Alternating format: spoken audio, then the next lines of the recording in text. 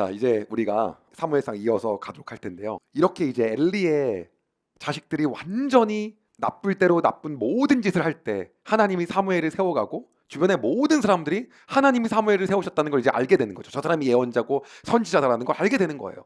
근데 그때 마침내 어떠한 일이 생겼냐면요. 블레셋하고의 전쟁이 있었던 거예요. 근데 블레셋하고 이제 악연을 잠깐 떠올리면요. 저는 복습하는 거 좋아하니까요.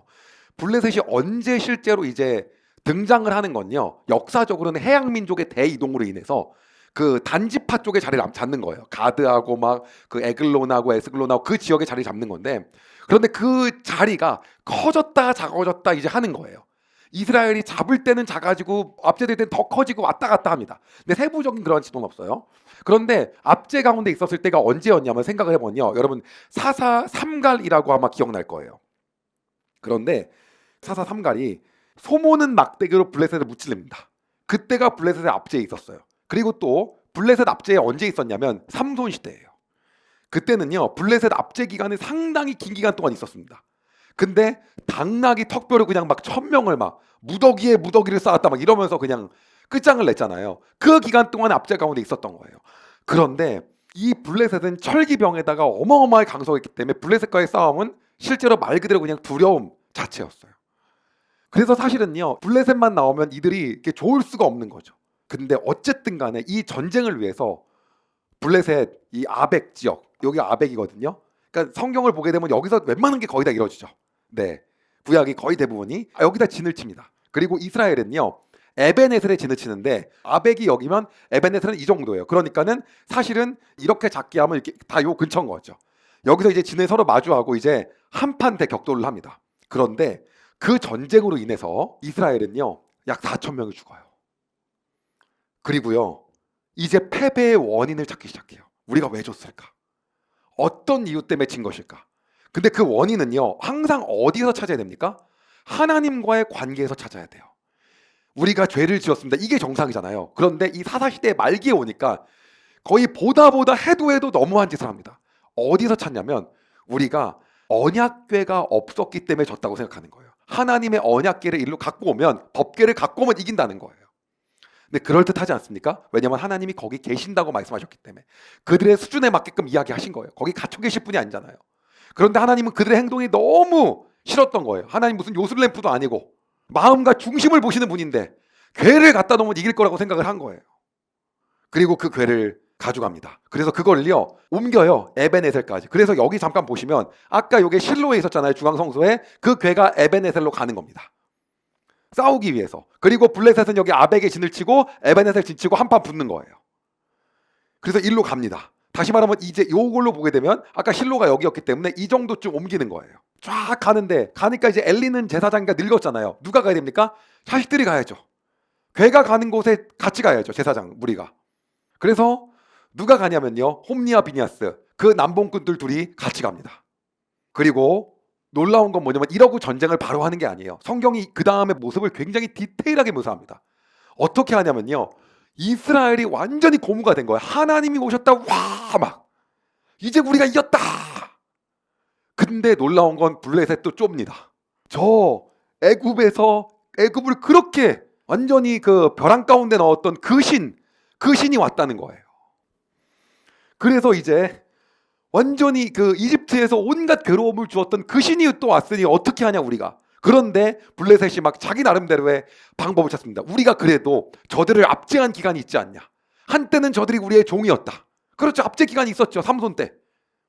이제 이런 얘기를 합니다. 그러나 이스라엘은요 사기가 충천이에요. 이미 하나님 계신다. 그리고 대격돌을 합니다. 그리고 그 결과 이스라엘은 무려 3만 명이 죽습니다. 하나님은 잘못한 거죠. 원인 파악부터가 완전 잘못됐죠. 그래서 우리는 우리의 삶이 우리가 원하는 길로 가지 않을 때 우리가 해야 되는 건 무릎을 꿇는 게 정답인 거예요. 그래서 무릎 꿇고 하나님 앞에 하나님과의 관계부터 보는 거예요. 예. 어떤 거요? 당신에게 하나님은 누구십니까? 그리고 하나님은 당신에게 어떠한 분이십니까? 그게 먼저라는 거죠. 이스라엘께 필요했죠. 하나님은 어떠한 분이신지. 그리고 실로에 있는 엘리에게 이것을 보고하기 위해 전령이 당도합니다. 그리고 엘리에게 말해요. 궤를 빼앗겼습니다. 그런데 죽은 3만 명 중에 당신의 자식 2명 홈리와 비니아스도 있어서 그들도 죽었습니다. 엘리가 그 소식에 의자 뒤로 나자빠져서 목이 부러집니다. 그리고 엘리가 거기서 죽습니다. 그때 엘리의 아들 홈리와 비니아스 중에 비니아스의 아내인, 다시 말하면 엘리의 며느리가 산통이 있을 때였어요. 애를 낳아야 될 때였어요. 그런데 그는 남편이 죽고 자기의 시아버지가 죽고 거기에다가 이스라엘군이 대패하고 언약궤까지 빼앗겼다는 소식을 듣고 완전 절망해서요, 자녀의 이름을 하나님의 영광이 이스라엘을 떠났다라고 짓습니다. 그 이름이 어디서 들어봤을 텐데 그게 이가봇입니다. 이가봇. 그래서 그 자녀의 이름을 이가봇이라고 줘요. 당시에 이스라엘의 모든 상황을 보여주고 있는 거예요. 그 이름이. 사무엘상 4장 22절입니다. 비나스의 아내가 말했습니다. 하나님의 교회를 빼앗겼으니 영광이 이스라엘에서 떠났도다. 그리고 블레셋은 신이 납니다. 그리고 그 언약궤를 들고 어디로 가냐면요, 여기에서요, 이쪽으로 가겠습니다. 아스돗으로 갑니다. 아스돗이 어디냐면 여기에요. 여기요. 바로 요 아스돗, 요 지역으로 가는 거예요. 괴가 이렇게 움직입니다. 여기 이제 블레셋 지역이죠. 이렇게 진을 치고 있었으니 여기가, 다시 한번 이쪽에서 보시면 이쪽으로 갔으니 얼마나 블레셋의 그 피해에서 있었겠습니까? 여기가 일로 이제 갑니다. 그리고 블레셋은 아주 신이 나요. 우리가 이겼다. 그리고 거기 안에 블레셋이 믿는 신 다곤 신이 있었어요. 다곤은 수확을 잘 시키는 신이거든요. 농사의 신, 그 다곤 신 앞에 법궤를 갖다 놓습니다. 우리 신이 이겼다는 거예요. 그리고 야훼 신은 졌다. 그리고 여기다 딱 갖다 놓고 그들은 완전히 뭐 축제를 벌립니다. 이스라엘의 신이 다곤 신에게 복종하였다는 의미예요. 그런데 놀라운 일이 일어난 거예요. 그 다음날 성경은 이렇게 말하고 있습니다. 아스돗 백성이 이튿날 아침에 일어나 보니 다곤 신상이 얼굴을 땅에 대고 여호와의 궤 앞에 쓰러져 있었습니다. 그래서 아스돗 백성은 다곤 신상을 제자리에 다시 올려 놓았습니다.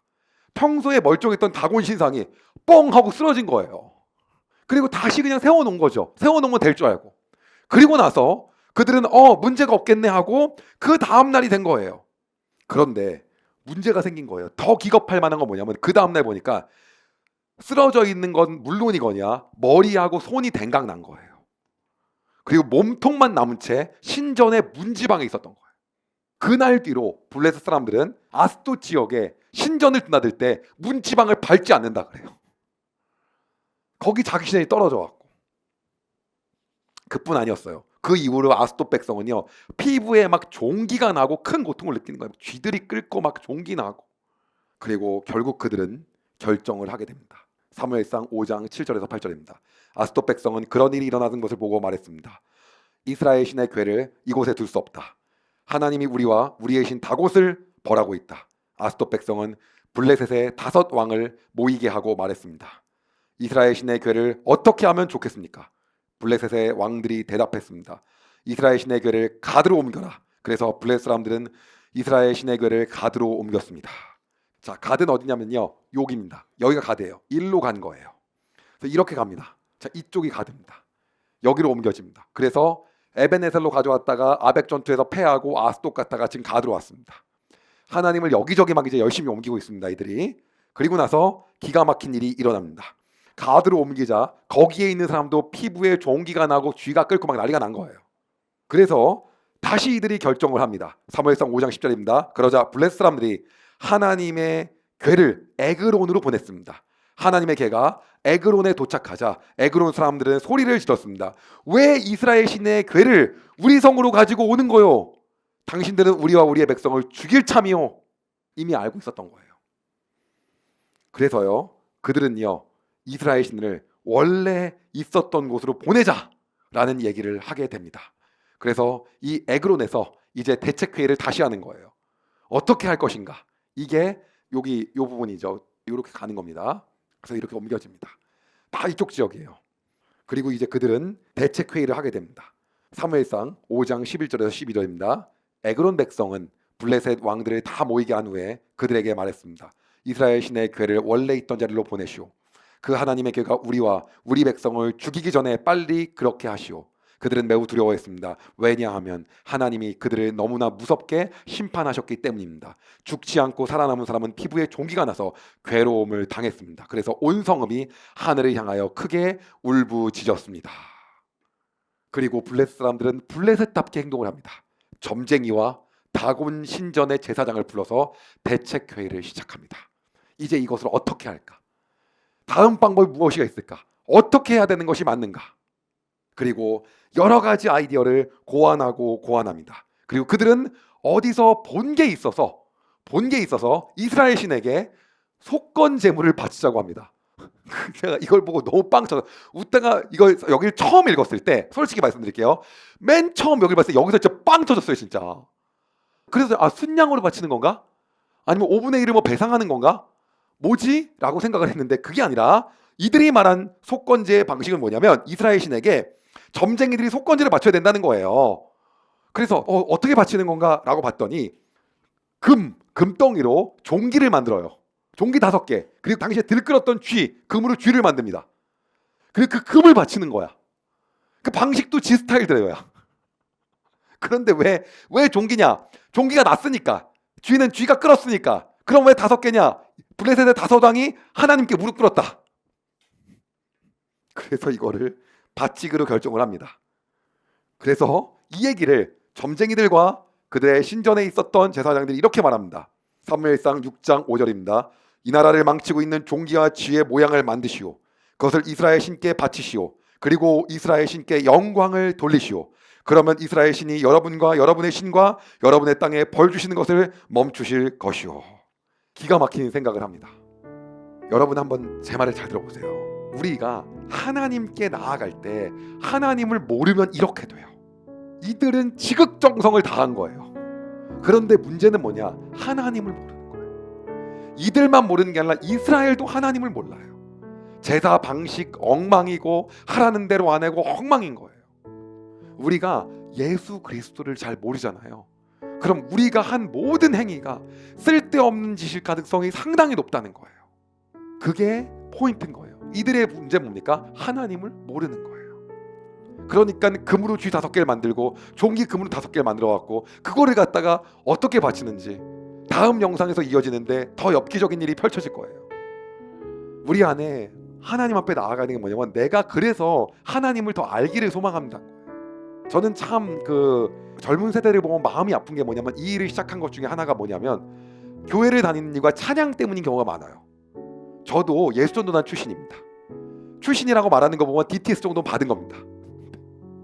그래서 저는 UDTS, 대학 DTS를 받아서 9개월 동안 합숙을 했습니다. 근데 여러분 예수전도단 하면 생각나는 게 뭡니까? 딱 거의 한 3가지 아닙니까? 예배, 묵상 뭐 이런 거잖아요. 그쵸?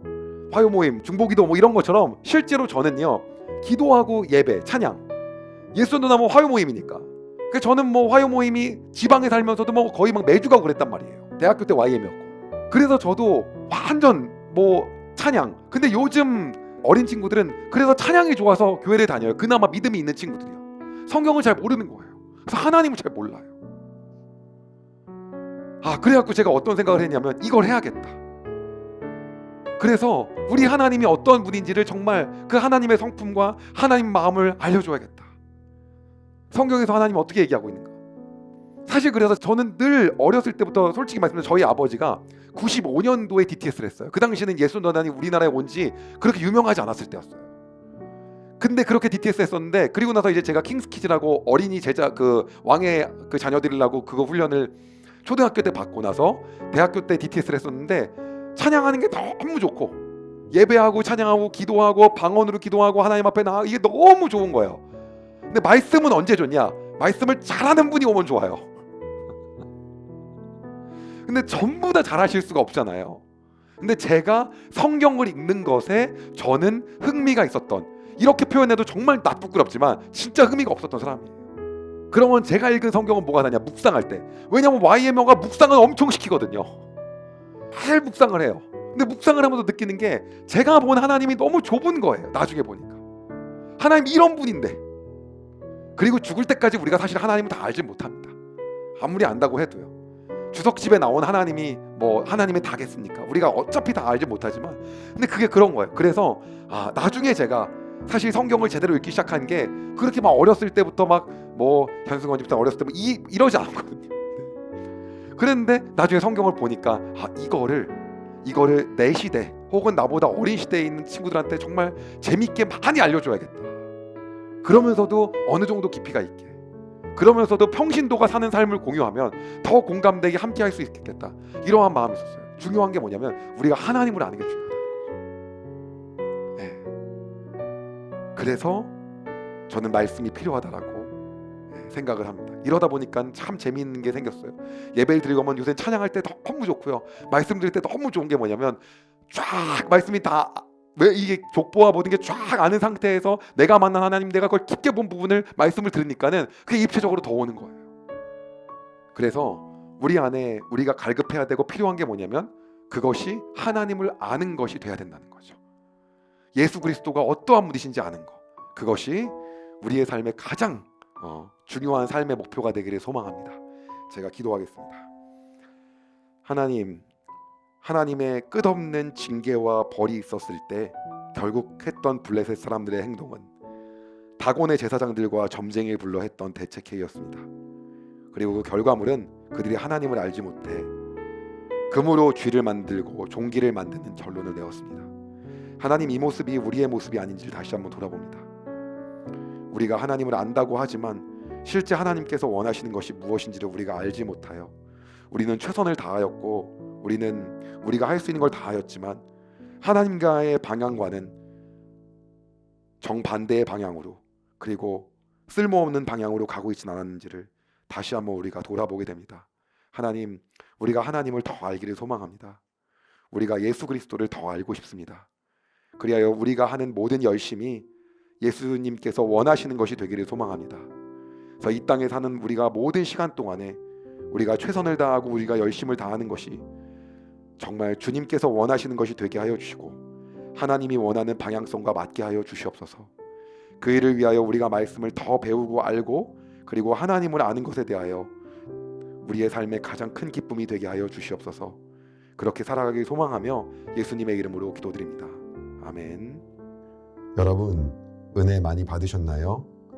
이 영상을 통해 더 많은 사람들에게 하나님의 은혜를 공유하길 원하신다면 여러분의 구독과 좋아요가 꼭 필요합니다. 오늘도 여러분의 삶에 하나님의 은혜가 가득하길 진심으로 소망합니다.